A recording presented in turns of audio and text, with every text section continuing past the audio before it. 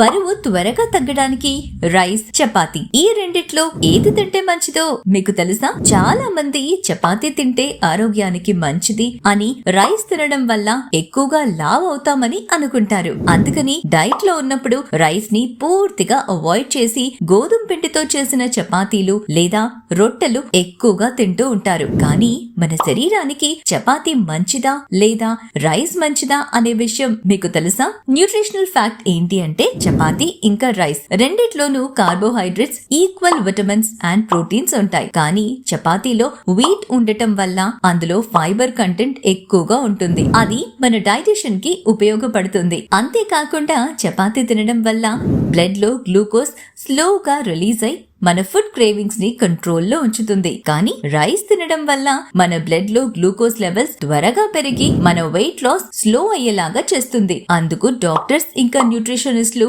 Rice కంటే చపాతీలు తింటే మన వెయిట్ లాస్ కి మంచిది అని చెప్తారు. ఇంతకీ మీకు చపాతీ తినడం ఇష్టమా లేదా రైస్ తినడం ఇష్టమా? కమెంట్ చేయండి. ఇలాంటి ఇంట్రెస్టింగ్ ఫ్యాక్ట్స్ కోసం మా ఛానల్ ని సబ్స్క్రైబ్ చేసుకోండి.